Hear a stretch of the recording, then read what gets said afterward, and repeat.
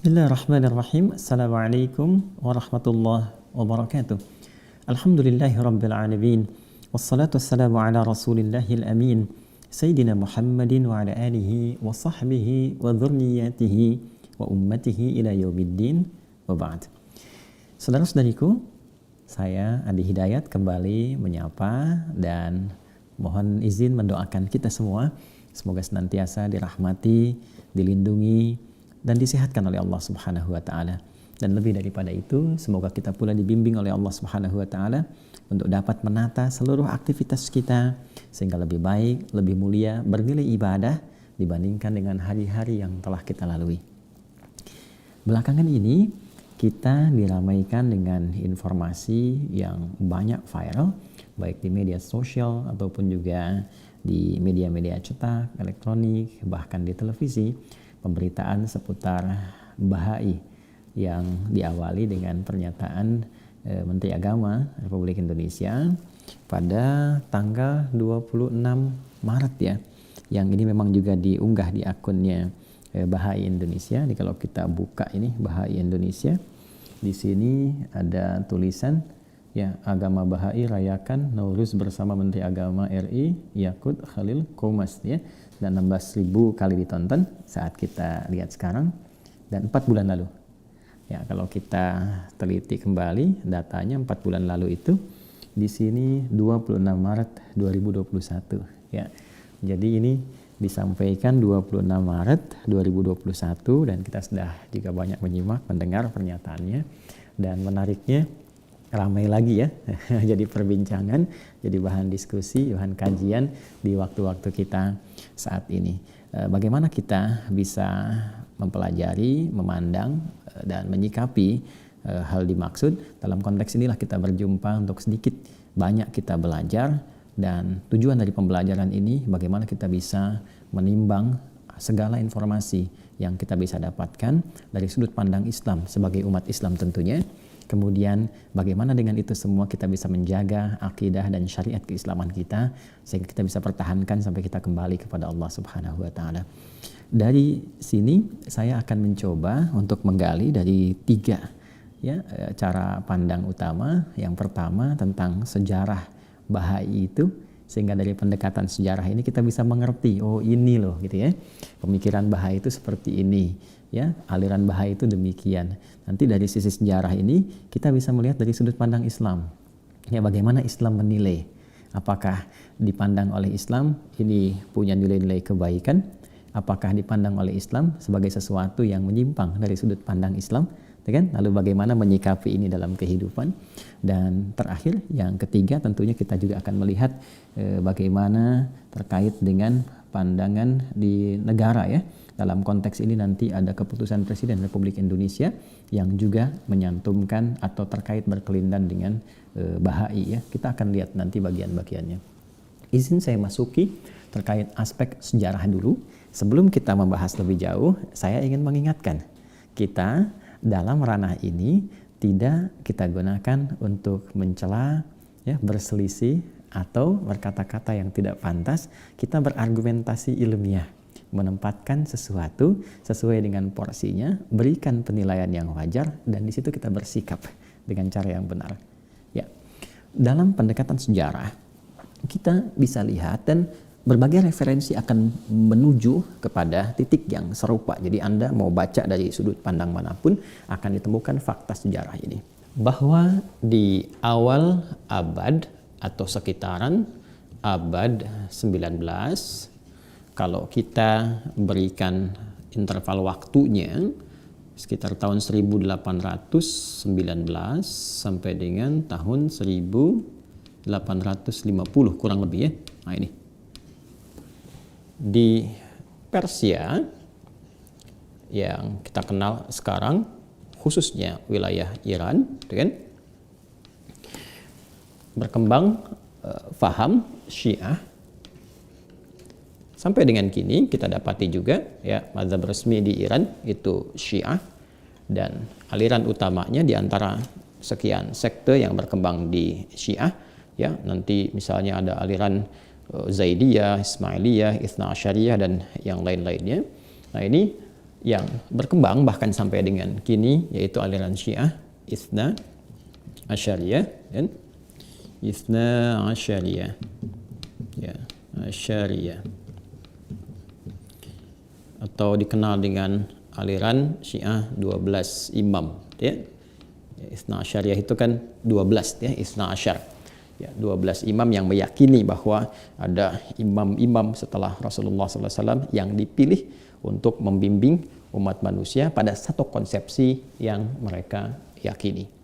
Baik, di kisaran abad ini, khususnya di rentang tahun ini, ya, terdapat satu suasana kegelisahan, ya, akibat dari kondisi kehidupan yang penuh dengan satu keprihatinan. Ada persoalan-persoalan dari ekonomi, ada persoalan-persoalan kondisi sosial yang menjadikan masyarakat pada saat itu begitu mengharapkan datangnya sang imam yang dijanjikan. Ya, dan kedatangan imam ini, ya, ini umumnya dipahami akan didahului dengan apa yang disebut dengan al-bab. Ya, al-bab itu pintunya. Ya, karena itu ini urutan sebelum imam. Nah, ini ada al-bab. Jadi kalau nanti ini imam, sebelumnya ada al-bab. Kalau kita urutkan ke sini lagi, di sini ada nabi, ada imam, ada al-bab. Ya, al-bab ini terambil dari satu redaksi hadis yang sangat populer, tapi setelah divalidasi itu hadisnya palsu. Kan? Ana Madinatul Ilmi wa Aliyu babuha.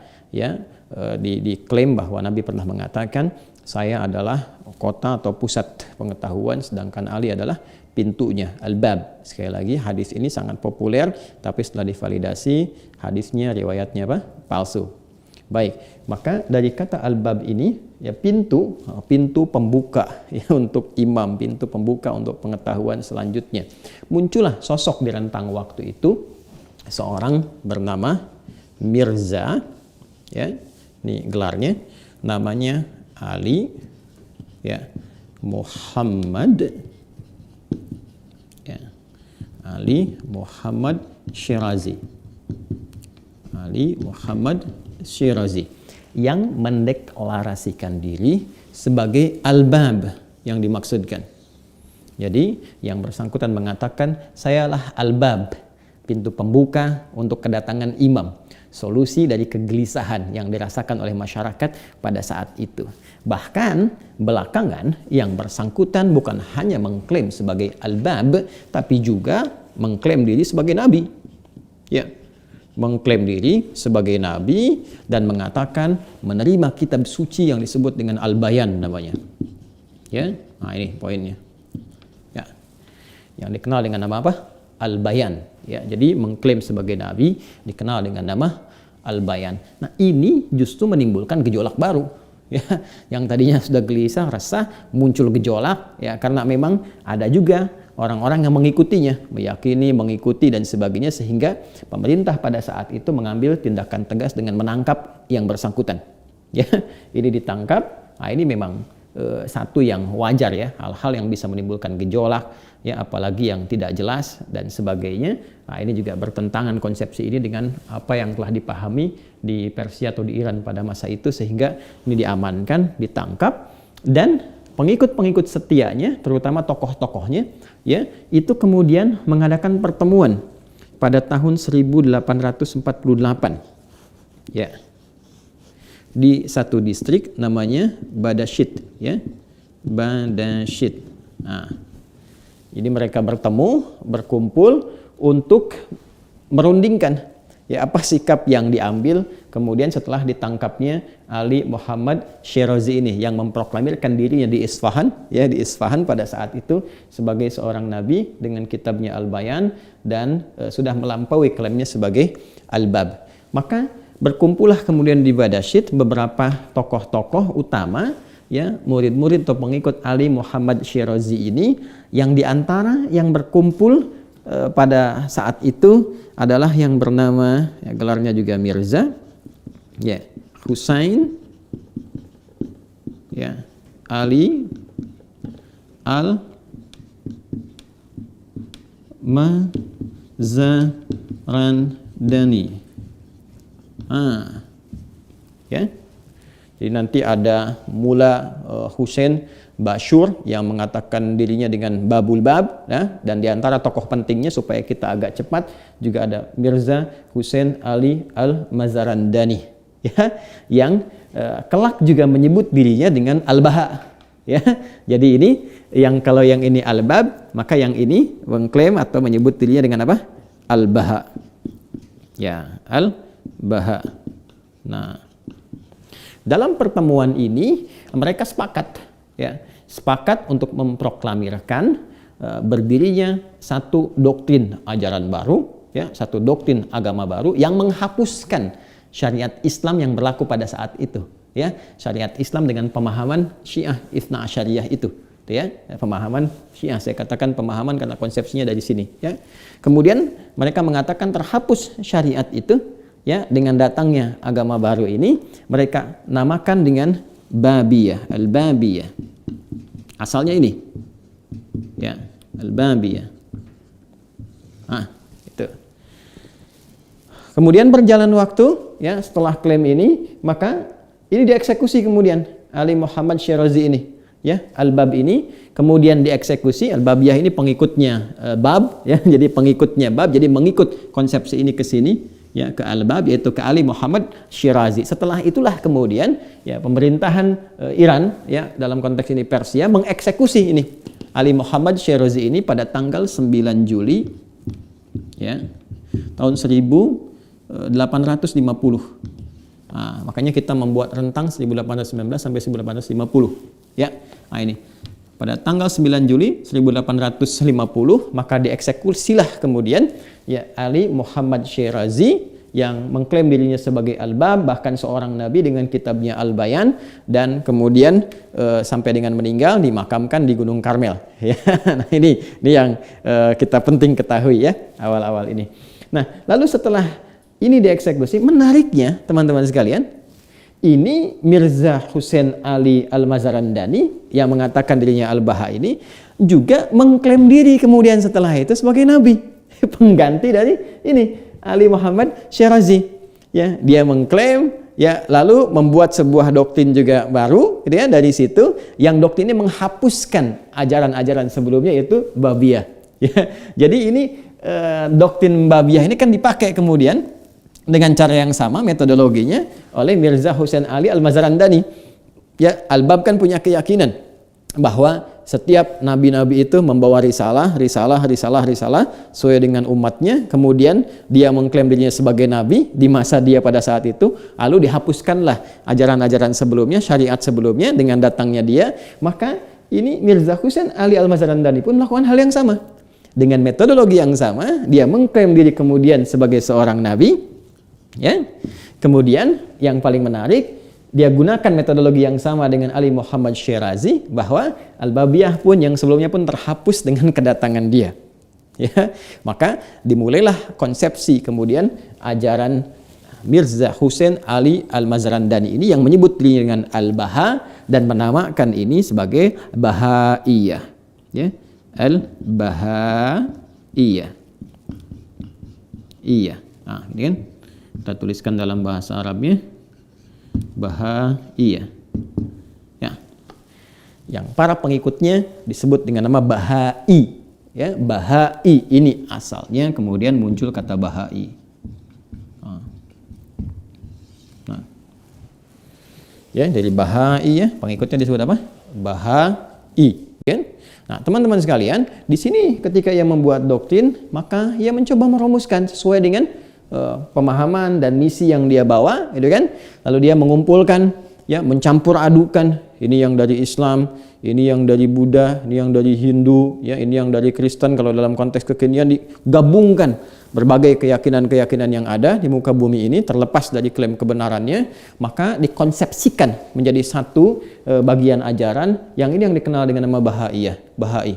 Ya, karena itu ini kalau kita tarik dari garis sejarah, ini nggak bisa dilepaskan, ya, dari nilai-nilai kesejarahan historikal yang tersambung sebelumnya, ya, dari pemahaman Syiah Itsna Asyariyah, kemudian melahirkan sempalannya ini, ya, Babiyah, ya, mengaku nabi dengan kitabnya Al-Bayan. Dari sini kemudian muncul Al-Bahaiyah, ya. Makanya dari segi peribadatan, ya keyakinan pun, nah ini konsepsinya ini ya saya tidak katakan menarik ya, ya, tapi apa ya kita katakan bahasanya ya campur aduk lah, ya campur aduk. Ada yang diambil dari Islam, ya misalnya apa? Yang diambil dari Islam ada sholat, ya sholat.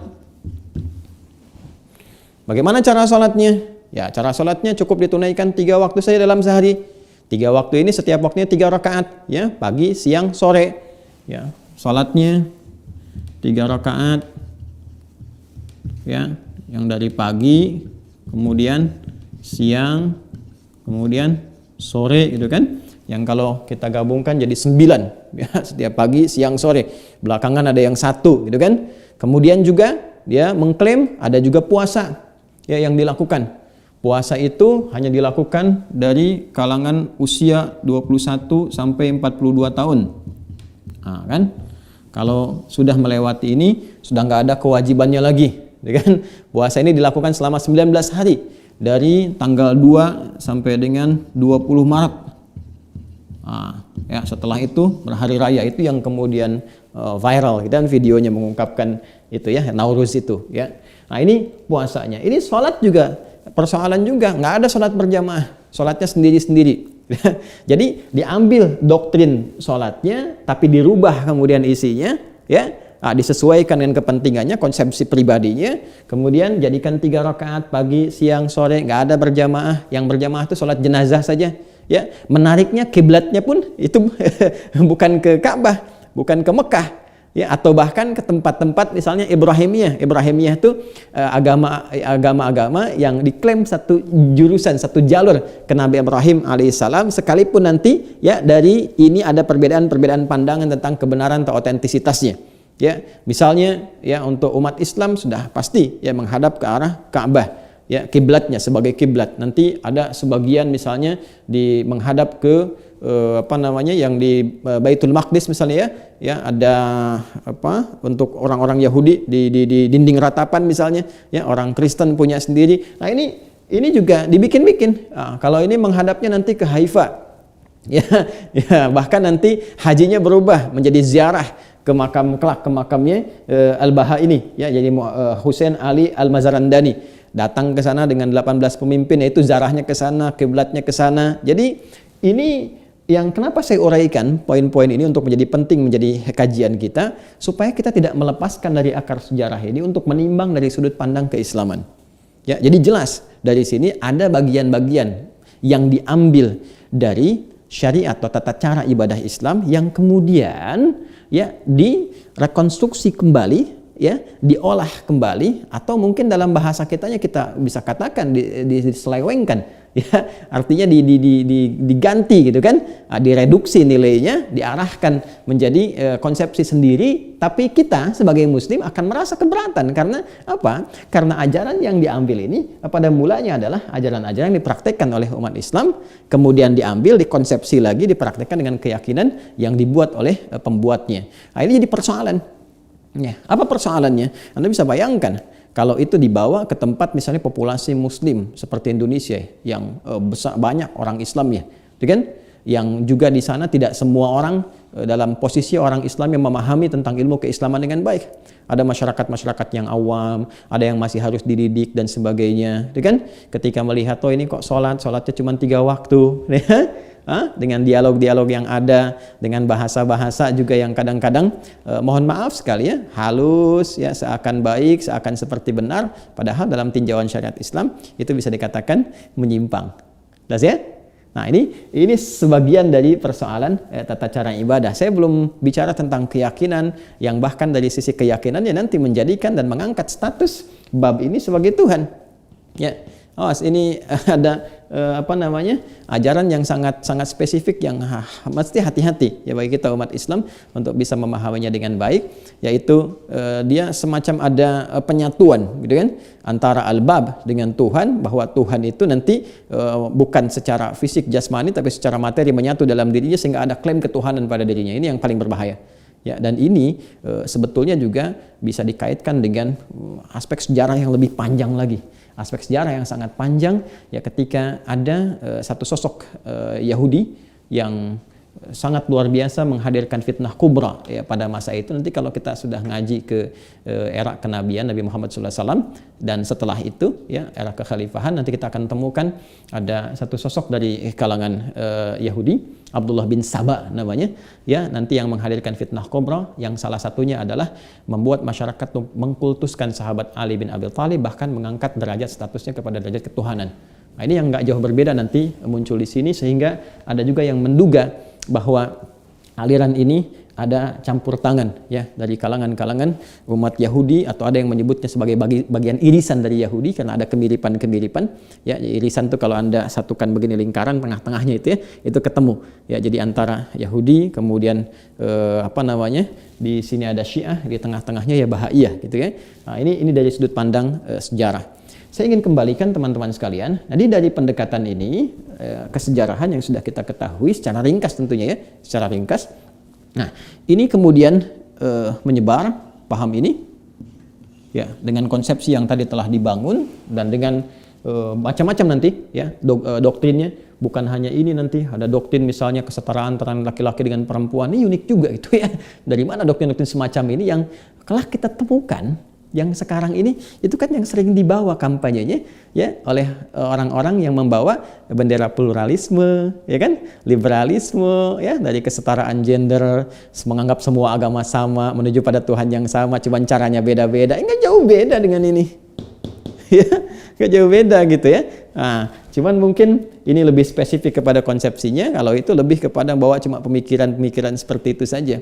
Nah, ini dibawa ya sampai nanti juga sampai ke Nusantara yang dulu belum jadi Indonesia ya. Ada tokoh-tokoh di antara ini yang diutus juga oleh ini ya, Husain Ali Mazarandani, yang menyebut dirinya dengan Al-Baha atau Bahaullah ya, Bahaullah. Maka diutuslah seorang bernama Jamal Effendi ya, yang kelak membawa doktrin Bahai ini ke Nusantara dan menyebarkannya kemudian di Nusantara sampai dengan kita meraih kemerdekaan pun ada komunitas-komunitas ya, komunitas-komunitas Bahai yang juga bertahan sampai dengan kekinian. Nah, ini saya ingin jelaskan karena jangan-jangan juga komunitas Bahai ini tidak mengerti sejarahnya seperti apa, gambarannya bagaimana ya. Jadi kalau ada yang melihat sholatnya 3 rakaat pagi siang sore, hajinya bukan ke Mekah dan sebagainya, nah, hati-hati ya, itu bukan Islam ya, itu bukan Islam. Nah, ini doktrin ini tersebar sampai juga ke Nusantara, kita sudah tahu.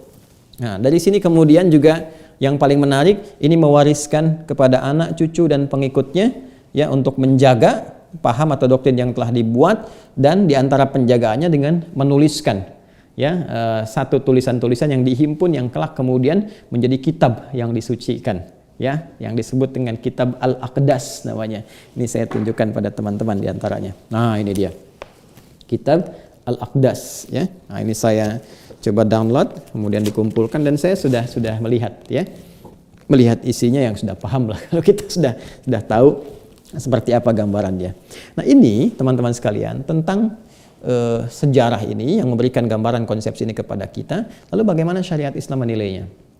Nah, ini bukan hal baru, jauh sejak era masa sekarang, bahkan barangkali responnya cepat sekali sejak kemunculannya ya. Jadi yang paling menarik dari pemerintahan Iran atau di wilayah Persia, atau yang justru juga pemahamannya menggunakan Syaitna Asyariyah, ini menghukumnya dengan sesuatu yang menyimpang, yang sesat, sampai ditangkap dan dieksekusi dari pemikiran Mirza Ali Muhammad Syirazinya ya. Karena itulah kemudian walaupun pemahaman ini sempat dibawa ke Daulah Fatimiyah saat di Mesir ya, mulai ada kekuasaan diambil sampai kemudian ditaklukkan dan kembali kepada ajaran Ahlussunnah wal Jamaah, maka banyak sekali fatwa yang dikeluarkan oleh para Grand Sheikh Al-Azhar atau bahkan Dewan Fatwa ya, Majelis Ifta di Mesir ya, dari sejak dulu, dari 1939 ya sampai dengan 1981 masih dikomentari, jauh dari, jadi bahkan sebelum kemerdekaan Negara Kesatuan Republik Indonesia, sebelum Indonesia lahir ya, 17 Agustus 1945. Jadi dari 1939 itu sudah ada fatwa, sebelumnya sudah ada kajian, fatwa resminya sudah ada, 1981 juga sudah ada. Bahkan Syekh Muhammad Khudr Al-Husain, Grand Sheikh Al-Azhar ya, Grand Sheikh ya Al-Azhar Al-Syarif ya, namanya Syekh Muhammad Muhammad Khudr Hussein, ya, itu punya satu kitab namanya Rasail al-Islah. Rasail al-Islah, atau kita tuliskan dalam bahasa Latin disambungkan Rasail Islah. Rasail al-Islah di juz yang kedua. Kalau ada kitabnya teman-teman bisa cek ya, halaman 188. Itu dengan tegas mengatakan setelah beliau menganalisis, ya, merinci, kemudian melihat tujuan-tujuannya, bahkan ditinjau dari sejarahnya. Ini orang ini siapa, Ali Muhammad Syirazi ini, gitu kan? Tiba-tiba bawa pemikiran ini, situasi saat itu bagaimana pengaruh lingkup politik global pada masa itu, bagaimana kemudian pandangan dunia global terhadap Islam dan sebagainya, sampai menyimpulkan bahwa ajaran ini, kata beliau, memang sengaja diciptakan untuk merusak Islam. Ya, karena di antara ajaran-ajarannya itu menakwil dengan seenaknya, memberikan pandangan-pandangan dengan seenaknya terhadap bahkan ayat-ayat Quran, ya, berita-berita informasi, ayat-ayat firman-firman yang disampaikan dalam Al-Quran, ya, seperti misalnya menafsirkan ya 11 gemintang yang bersujud ya kepada Nabi Yusuf alaihissalam dalam mimpi itu adalah 11 imam, ya. Kemudian ditafsirkan rembulan dengan Fatimah, ya, kemudian ditafsirkan macam-macam lah, gitu ya. Jadi banyak sekali tafsiran-tafsiran, sampai juga membawa syariat sholat tapi sudah dimodifikasi dan sebagainya, sampai beliau berkesimpulan ini memang dimunculkan untuk merusak ajaran-ajaran Islam, sehingga masyarakat muslim ya itu sedikit banyak bisa terpengaruh dan melihat, oh ini loh ya, ternyata ada pilihan dalam berislam itu, yang sholatnya bisa cuma 3 rakaat saja dalam tanda petik, gitu kan, yang hajinya begini, ya, yang puasanya cuma 19 hari, usianya juga terbatas dan sebagainya. Bagi kalangan awam yang mungkin tidak mengerti, ini bisa bermasalah. Karena itu beliau menfatwakan bahwa ini menyimpang, ya, bahkan menghukumi kafir. Kafir itu keluar dari Islam. Ya, kalau memang ada yang muslim dia menganut ajaran ini, maka dihukumi murtad. Ya, tapi kalau dia memang bukan muslim menganut ajaran ini, maka terpisah, tertutup, terhalang. Ya, kafir itu bahasa agama ya. Tolong, kafir itu bahasa agama, lawan dari iman. Jadi sama saja ya, kalau dalam konsepsi Islam, iman artinya yakin tanpa ragu, lawan dari iman lawan dari iman adalah kafir, terhalang, tertutup, ya, tidak meyakini, ada keraguan atau bahkan tidak yakin sama sekali. Ya, itu biasa saja gitu. Ada kalimat-kalimat ini adalah terminologi agama, ya. Jadi kita kembali ke sini. Difatwakan bahwa yang pertama ini bukan bagian dari Islam, ini satu, ya.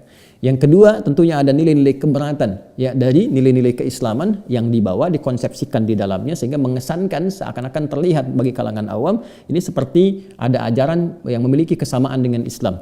Ya, dan di sini umat Islam seharusnya merasakan ada keberatan di sini, sehingga ada hal-hal yang memang harus disoal dalam konteks ini yang lekat kaitannya dengan nilai keislaman, ya. Kemudian teman-teman sekalian juga dihukumi Grand Syekh Al-Azhar yang setelahnya bahkan Syekh Jadul Haq juga yang memberikan pandangannya, bahkan di antara para syekh mufti-mufti besar dunia yang mengatakan bahwa jika ada di keluarga umat Islam, ya, ayahnya muslim, ibunya muslim, anak-anaknya muslim, tapi satu di antara anaknya ada yang mengikuti paham ini bahaya, ya, maka dia terhalang dari warisan. Ya, terhalang dari apa? Warisan. Jadi dari sifat kewarisan juga dikomentari, dari sifat keyakinan juga dikomentari, dari sifat ibadah juga dikomentari. Ya, pada prinsipnya semua ulama-ulama muslim, dunia internasional, bahkan juga sampai di Indonesia memandang bahwa ini bukan bagian dari Islam. Jelas ya? Statementnya bukan bagian dari Islam. Dan penyebarannya pun berkomunitas saja.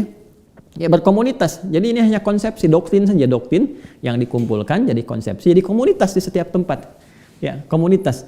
Makanya ya, hampir jarang ya, dan jarang ditemukan kalimat mengklaim sebagai agama gitu. Ya, jadi komunitas saja. Komunitas punya keyakinan begini dan sebagainya.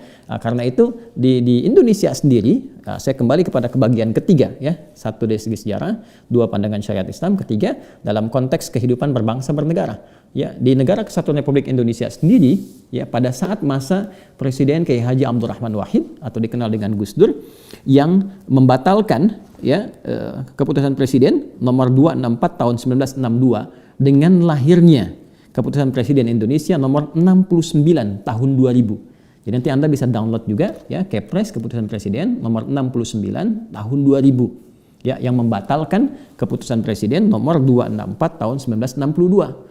Ya, ini menariknya gini, ada sementara kalangan yang menjadikan sebagai acuan, tapi saya yakin juga nggak dibaca secara teliti. Mari kita lihat ya bagaimana ini dicantumkan. Saya bacakan ya dari sejak depannya. Presiden Republik Indonesia, Keputusan Presiden Republik Indonesia nomor 69 tahun 2000 tentang pencabutan Keputusan Presiden nomor 264 tahun 1962 tentang larangan adanya organisasi Liga Demokrasi, Rotary Club, Divine Life Society, Fismet Celarian Log, Loge Agung Indonesia, Moral Realman Movement, Ancient Mystical Organization of Rosicrucians, Amors, dan organisasi Bahai. Jadi di Kepres ini nggak disebut agama, ya Mas, disebutnya organisasi. Karena tadi saya katakan ini kan berkomunitas, ya, dan organisasi Bahai. Jadi di sini di Kepres jelas disampaikan bahwa bahkan kalau kita menimbang, ya, mengingat, memutuskan, menetapkan, ya. Jadi seluruh timbangan ini ada 4 poin. Ya, kemudian bahwa pembentukan organisasi sosial kemasyarakatan dan keagamaan pada hakikatnya merupakan hak asasi setiap warga negara Indonesia. Ya, jadi kemudian B, bahwa larangan terhadap organisasi-organisasi sebagaimana dimaksud dalam Keputusan Presiden nomor 264 tahun 1962 dipandang sudah tidak sesuai lagi dengan prinsip-prinsip demokrasi. C, bahwa meskipun dalam kenyataannya Keputusan Presiden nomor 264 tahun 1962 sudah tidak efektif lagi, namun untuk lebih memberikan kepastian hukum perlu secara tegas mencabut Keputusan Presiden tersebut. D, bahwa berdasarkan pertimbangan sebagaimana dimaksud huruf A, B, dan huruf C di atas, maka dipandang perlu untuk mencabut Keputusan Presiden nomor 264 tahun 1962. Nah, jadi ingat, ini ya munculnya Kepres ini nomor 69 tahun 2000 ini untuk mencabut Kepres sebelumnya 264 tahun 1962 tentang apa? Pembentukan organisasi sosial kemasyarakatan dan keagamaan. Jadi ini tentang organisasi, bukan tentang keyakinan, bukan tentang keagamaan. Ya, jadi ingat, pandangan negara pun terhadap Bahai ini, ya, Bahai jelas di sini tuliskan Bahai. Jadi kalau Anda download jelas itu sebagai organisasi. Ya, bukan sebagai satu keyakinan, keagamaan yang boleh menjadi konsepsi keagamaan, ya. Jadi di sini disebutnya organisasi. Ya, yang organisasi masyarakat, ya. Kalau kita lihat sekarang pernah dengar organisasi Islam? Organisasi Kristen, pernah dengar? Organisasi Buddha, Hindu, tidak kan? Ya. Agama menetapkan, bahkan ya Indonesia menetapkan, negara menetapkan bahwa ini agama Islam, ya kan? Agama Islam, agama Kristen, ya kan? Agamanya apa? Buddha, agamanya apa? Hindu, ya kan?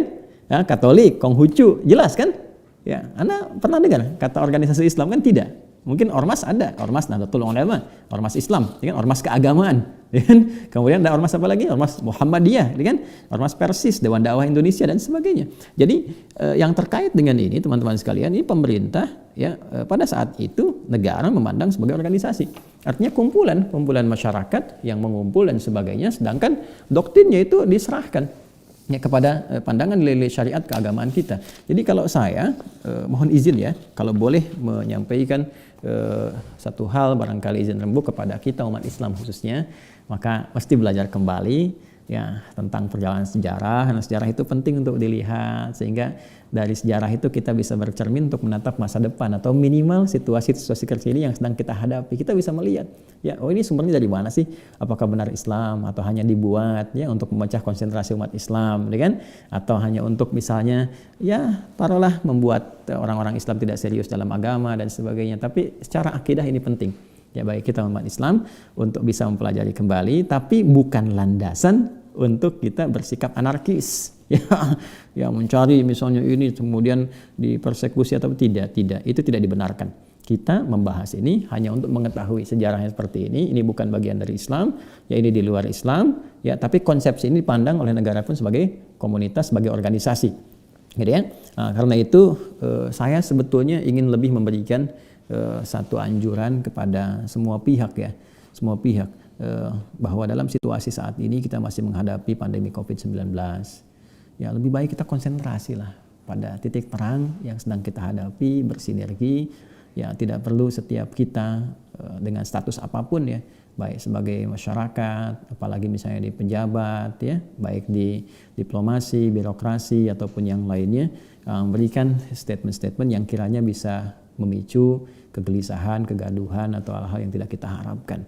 Jadi saya kira kalau setiap pribadi boleh-boleh saja punya pandangan, tapi ketika kemudian melekat jabatan atau kondisi tertentu ya pada yang bersangkutan akan lebih baik ditimbang ya, secara maslahat mana baik, mana buruknya, mana lebih, mana kurangnya, dan secara bijak bisa mengambil keputusan yang kiranya bisa menenteramkan dan lebih baik gitu ya. Jadi bisa membedakan antara pandangan pribadi dengan pandangan institusi, apalagi institusi keagamaan bahkan kenegaraan yang lebih besar. Dan lebih daripada itu, kita harus melihat jati diri kita sebagai apa? Sebagai muslim. Ya, bagi muslim, ya bagi umat Islam. Tentunya bagi non muslim punya pandangan-pandangan sendiri, dan bagi umat Islam dari sisi akidah juga mesti menjaga dengan baik. Jangan sampai apa yang kita utarakan beresiko bagi orang-orang awam itu ya, untuk bisa terjebak dalam lunturnya akidah, sehingga hal yang tidak diketahui sebelumnya malah banyak dicari, banyak dikaji, dan mendapat referensi yang salah. Ya, orang sedang galau, lihat ya, tadinya sholat 5 waktu, tiba-tiba dia awam, dia galau gini, sekarang kayaknya punya pilihan jadi 3 dan sebagainya, padahal dia nggak mengerti kalau itu bukan bagian dari Islam dan sebagainya. Ya, jadi saya kira cukup bersikap bijak. Sudah tahu ini, kalau ingin jauh lebih dalam juga banyak kajian-kajiannya dari ustaz-ustaz lain juga banyak. Ya, ada yang juga pernah ke Haifa, ya ada yang pernah Gunung Karmel juga dan sebagainya, itu pasti tahu lah ya, kondisi-kondisinya. Jadi saya kira cukup sampai di sini, nggak usah diperdebatkan lagi, tidak usah rame-rame lagi. Jadi sudah mengerti, sudah paham, kita saling menghormati dalam kehidupan berbangsa dan bernegara. Dan bagi umat Islam cukup mengetahui apa yang telah kita bahas tadi secara umum untuk mengambil sikap yang baik. Jadi hentikan segala perselisihan, perdebatan, mari kembali fokus untuk bersama-sama menangani pandemi COVID-19 dengan keterlibatan kita semua semaksimal yang bisa kita lakukan. Saya mencintai Anda semua, maafkan saya kalau ada tutur kata yang kurang berkenan, saya mohon maaf sebesar-besarnya, tidak bermaksud ya mencari celah-celah untuk menyudutkan satu pihak atau yang lain, tidak, sama sekali tidak. Ini hanya memberikan satu wawasan dan menjaga akidah umat Islam khususnya sebagai tanggung jawab kami dari para ulama, yang tentunya di antara tugasnya membimbing umat masyarakat kepada jalan-jalan yang baik yang Allah ridhai, karena satu saat akan ditanya. Ya, akan ditanya dan dipertanggungjawabkan di hadapan Allah Subhanahu wa taala. Semoga Allah meridhai. Maafkan saya. Subhanakallahumma bihamdika asyhadu an la ilaha illa anta astaghfiruka wa atubu ilaik. Wa akhiru da'wana alhamdulillahirabbil alamin. Wal 'afwu minkum. Assalamualaikum warahmatullahi wabarakatuh.